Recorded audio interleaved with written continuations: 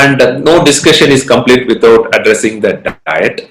Can we do anything with the diet to improve our immune system and reduce the chance of getting a major infection? There is no single food item which you take, or if you avoid one food item, you will not get. There is no nothing like that. But vegetables and fruits, which form the cornerstone of an anti-inflammatory diet. So diet can be divided into pro-inflammatory diet and an anti-inflammatory diet. Pro-inflammatory diets are generally processed food, junk food, all the bakery products. All these are processed by man. It's a man-made food. So it's not a God-made food like vegetables and fruits. So if you notice, I have underlined vegetables over fruits. When we say you eat lot of vegetables and fruits, people eat more fruits and less vegetables. Fruits are easy to take and they are sweet, and it satisfies our sweet craving. But vegetables are more important, and fruits can be in large quantity.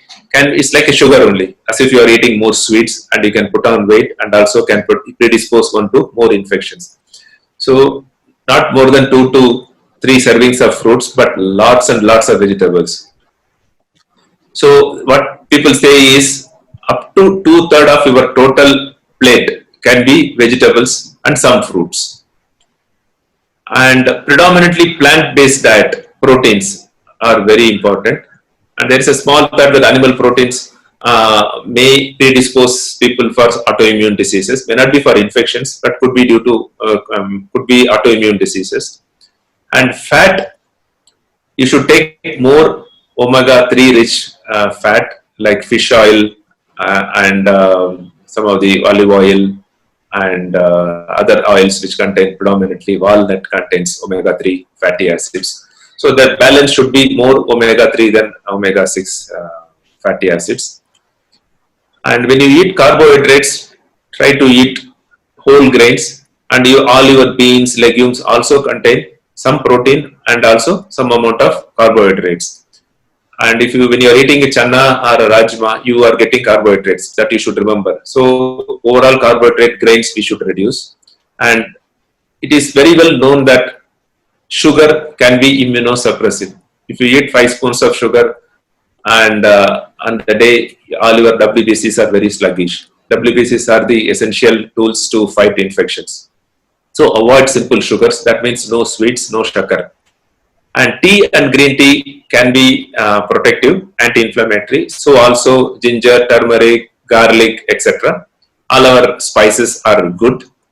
And salt also is immunosuppressive. So higher the salt, lesser effective is your immune system, or it can make you more prone to develop autoimmune disease. So people with autoimmune disease should restrict their salt intake to just enough to give a food adequate taste. And also eating patterns and habit also can be important. Chewing the food very well.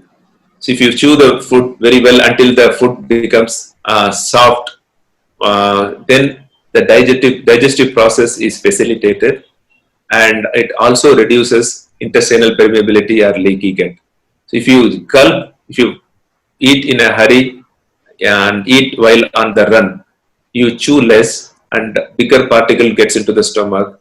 The stomach finds it very difficult to digest, which can reach the intestine, and it can lead to intestinal damage and increased permeability.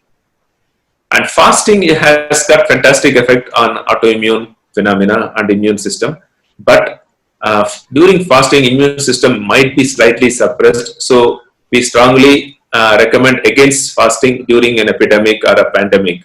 So otherwise, it is good for autoimmune diseases. And few words about gut microbiome. And gut microbiome are the bacteria and virus and other microbes which are present in the intestine, particularly large intestine, which has got a huge role in shaping up our immune system. There is a big difference between women and men. And women gut bacteria is supposed to make them little more prone to develop autoimmune diseases. In animal models, when they transplanted male animals fecal flora into female animals, they get less autoimmune diseases. And gut is a source of foreign antigen exposure.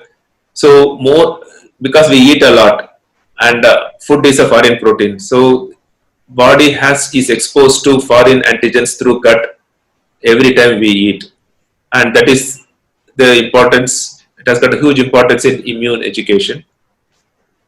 So this gut bacteria also plays a role in maintaining intestinal permeability, as discussed earlier. They act as a first barrier against bacteria, bad bacteria, and TH17 promotes autoimmunity. They reduce it. They upregulate T regulatory cells, which have got a dampening effect on autoimmune process. And short chain fatty acids produced by microbiota has anti-inflammatory properties, and they also maintain the tight intestinal junction, reduces the permeability, reduces the chance that unwanted protein enters into the blood circulation. This is a nice picture. When everything is right, you have eat high fiber diet, good bacteria will be better.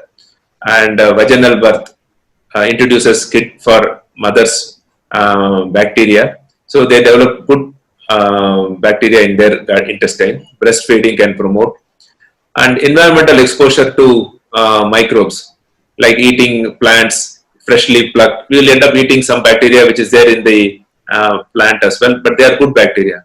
All these things can promote resolution of inflammation and better health and immune system. Opposite, multiple antibiotic exposure, antibiotics in the food, and diet rich in sugar and processed food can all lead to dysbiosis.